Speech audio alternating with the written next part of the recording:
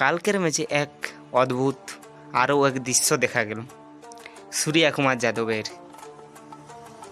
তিনি দেখতে চেয়েছিলেন যে অভিষেক শর্মার কাছে আজকেও কি সেই চিঠিপত্র কি আছে তার প্যান্টের মধ্যে। তিনি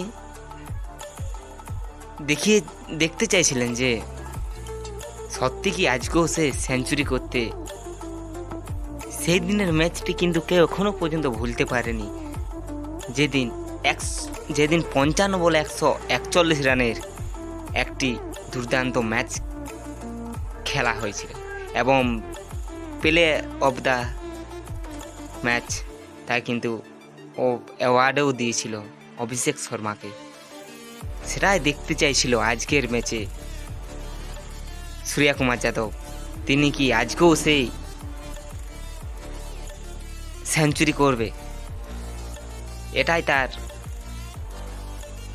দেখবার এবং এটাই তার অনুভূতি যে সত্যি এক অভিষেক শর্মা সত্যিই পারবে। অভিষেক শর্মা ম্যাচ চেঞ্জ করে দেওয়ার মতন এক প্লেয়ার, যে কিনা